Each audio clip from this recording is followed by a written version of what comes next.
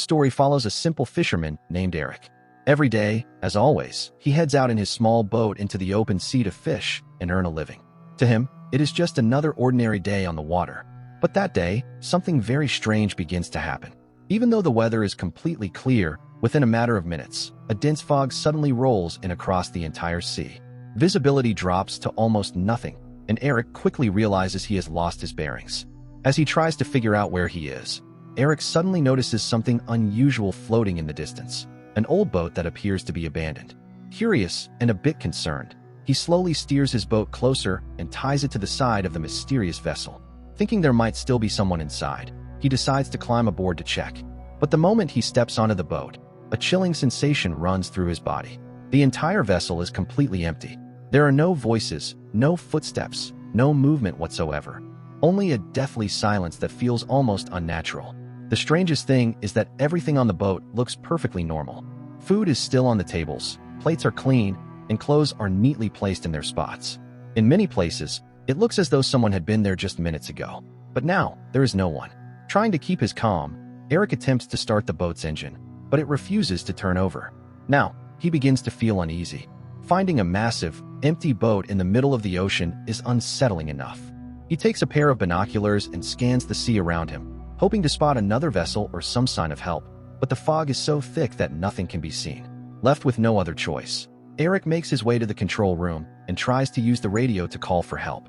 He sends out a message explaining that he is stranded on a boat in the middle of the ocean and asks anyone listening to come to his aid.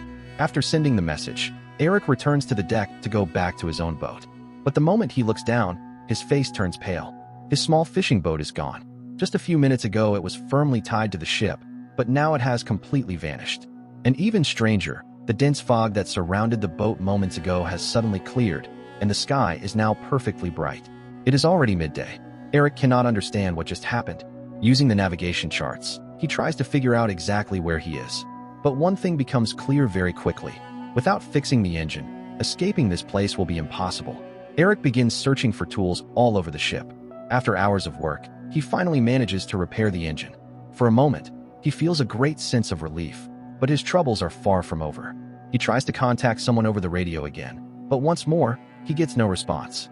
Exhausted, Eric returns to the deck. Suddenly, he realizes he needs to use the restroom. Since there is no one around, he decides to simply relieve himself over the edge of the ship. But just as he leans over the railing, something suddenly pushes him with great force. Slowly, and with tremendous effort, he manages to climb back aboard. Shaken but alive, Eric heads toward the bathroom. But suddenly, the door slams shut behind him. At first, he assumes it must have been the wind. However, when he tries to open the door again, he realizes something terrifying. The door is locked from the outside. Eric's breathing turns heavy as panic begins to take hold of him. He tries everything to open the door, even using a coin from his pocket to pick the lock, but nothing works. Now he is completely certain he is not alone on this ship. Something, or someone, is here with him. Although he cannot see it, he can feel its presence watching him, as if an invisible force is playing with him on purpose. Desperate, Eric screams at the top of his lungs, begging whoever is out there to open the door, but the ship answers him only with silence. What he sees there gives him chills, bloodstains. He grabs a pair of scissors and tries to pry another door open. Suddenly, the entire ship begins to shake violently. It feels as though something massive is about to happen. Eric runs upstairs and looks out a window, and what he sees leaves him paralyzed. A gigantic cargo ship is heading straight toward him. At that speed, both ships are about to collide. Eric quickly realizes that if the collision happens, he will not survive. He desperately tries to catch the attention of the other ship. He takes off his shirt and waves it frantically in the air, but the massive cargo ship never notices him. Now, he only has one option left: to stop the ship somehow. Suddenly, Eric notices a long rope hanging near the window, and a risky idea forms in his mind. He ties the rope and throws it into the water, hoping it might slow the ship down. But instead, the situation gets even worse. The rope catches on the ship's engine blades and is violently pulled inward, tangling tightly around Eric's neck. The sudden force begins to choke him. His breath catches as the rope tightens around his throat. In his final seconds, Eric manages to reach a tool and cuts the rope just in time, collapsing onto the deck as he gasps for air. His neck is completely red from the pressure. He was only seconds away from dying. But the danger is not over, because at that exact moment, the cargo ship finally crashes head-on into the vessel. The impact is devastating, and the entire ship violently jolts. When Eric finally regains consciousness some time later, he finds himself back in the bathroom. But this time, something is even more terrifying. The room is filling up with water. And the most disturbing part is this. The water is not salty like the ocean. It is fresh and clear, as if someone is trying to break him mentally on purpose. Exhausted, hungry, and terrified, Eric finally breaks down and begins to plead out loud. "Whoever you are, please let me go." But once again, the ship answers only with silence. Completely drained and desperate, Eric tries to survive inside the flooded bathroom. Hunger and thirst begin to weaken him, and with no other option, he drinks the little water left from the shower. But that does not last long. Soon, the water runs out. When he tries to drink from the sink, the taste suddenly changes, and it now tastes salty. It is then that Eric realizes something horrific. Seawater has begun leaking into the ship, which means the vessel is slowly sinking. Panic spreads through his mind. If the ship sinks while he is locked inside, he will drown with it. He tries over and over to open the door, but it remains sealed from the outside. It is as if some invisible force is deliberately trapping him. As night approaches, the water level continues to rise. Exhausted and hopeless, Eric ends up losing consciousness. During the night, a violent storm batters the ocean. Massive waves rock the ship forcefully, tossing Eric from side to side inside the small room and leaving him with several new injuries. When morning comes and Eric wakes up, the water has almost reached his face. Just a few more centimeters and he would have drowned. But suddenly, he hears something strange. A soft clicking sound, the same mysterious sound he had heard before. Slowly, he turns the door handle. This time, the door opens. The water pressure behind it causes it to burst completely open, and the powerful torrent of water flushes Eric out of the room, giving him a chance to escape. Gasping for air, he manages to climb up to the upper deck, where he can finally breathe again. By this point, Eric is completely convinced that something is terribly wrong with this ship. An invisible, malicious force seems to control everything around him. Both physically and mentally, he is completely broken. Meanwhile, water continues to flood the lower levels of the ship, and it feels as though the vessel could go under at any moment. Thinking fast, Eric decides to build a small raft. He gathers airbags from the ship along with the broken bathroom door and ties them together to create a floating platform. Then he collects food, water, and tools from the ship and places them on the raft. Without looking back, Eric leaves the cursed vessel behind and begins to drift out at sea. But after several hours of rowing, he notices something very strange. The large ship he left behind is still right there. He has not managed to get very far from it. Even stranger, the ship that seemed ready to sink earlier is still floating perfectly still on the ocean surface. Eric cannot understand it. With so much water inside, the ship should have sunk by now. Then, another thought crosses his mind.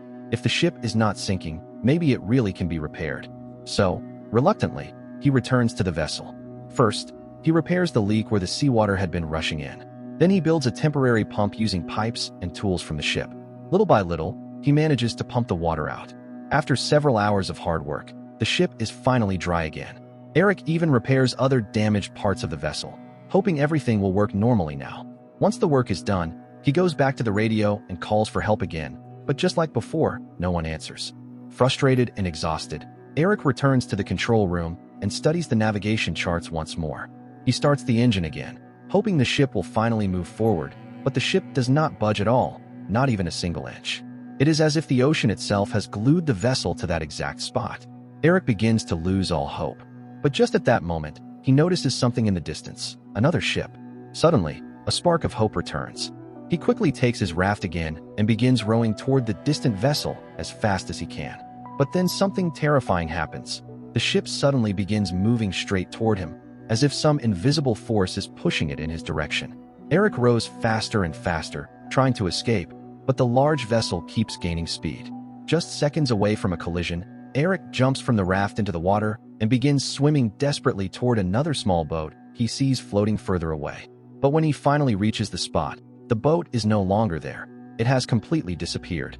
Now, Eric is certain of one thing. There is something evil connected to that mysterious ship, something that refuses to let him go. Fighting the freezing water becomes harder and harder. His body begins to lose strength as the ocean grows colder. Some dolphins swim near him from below, but even that beautiful sight cannot help him now. He realizes he won't be able to survive much longer in the freezing sea. So, with no other choice, Eric reluctantly swims back toward the very ship he had been trying to escape. By the time he climbs back aboard, he is completely exhausted. Weak and sick, he wraps himself in a blanket and collapses in one of the ship's rooms. Soon, he falls into a deep sleep. The next morning, Eric wakes up determined to leave the cursed ship no matter what. But as he walks toward the door, his heart sinks. The door is locked again. He is trapped once more. Frustrated and terrified, Eric begins searching for another way out of the room. It is then that he notices a small wooden cupboard in the corner. Opening it, he discovers a narrow passage above, a ventilation duct that might lead outside. Eric manages to squeeze into the tight space and climbs up into the dark, dusty storage area behind the cupboard. The space is extremely cramped. He tries to climb up several times, but each time he slips and falls, injuring his back, arms, and legs. Still, he refuses to give up. After several painful attempts, Eric finally manages to reach the ventilation window. Using all his strength, he pushes against it, but it doesn't move. It feels as though someone has deliberately locked it from the outside. Meanwhile, the air inside the tight space begins to run out, and breathing becomes harder and harder. With no way down and no way forward, Eric begins to believe this might be the place where he dies. But then, that mysterious clicking sound returns, and suddenly, the ventilation window swings open on its own. Eric does not hesitate. He pushes it open and climbs out. Fresh air fills his lungs, and for the first time in hours, he feels relief. From the top of the ship, he looks out at the ocean. The vessel is slowly approaching a small, deserted island. A tiny spark of hope returns to his mind. Maybe this is his chance to finally escape. As soon as the ship reaches the shore, Eric jumps off and steps onto the island. He immediately begins searching the area, convinced that someone must be hiding there, someone responsible for everything that has happened. But after exploring the entire island, he finds nothing.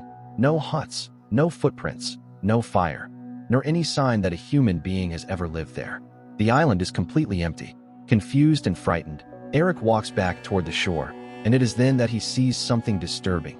The mysterious ship that brought him there is already drifting away into the sea, sailing silently, as if looking for another victim.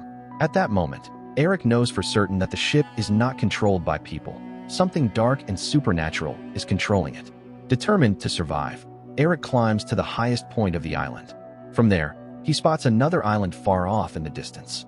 But as he walks across the island, his breath suddenly catches. He has arrived at a familiar place, the exact spot where it all began. The same shore, the same surroundings. And most shocking of all, his own small fishing boat is still tied there, exactly the way he left it.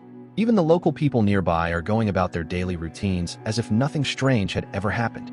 Eric stands there in disbelief. Everything he experienced, the haunted ship, the locked rooms, the invisible force, the moments he came close to death, the deserted island. Was it real, or was it some kind of terrifying illusion? But his wounds, his exhaustion, and everything he went through prove it was not just a dream. Which leaves one final question. How did his boat get back here? And what is the true secret behind that mysterious ship?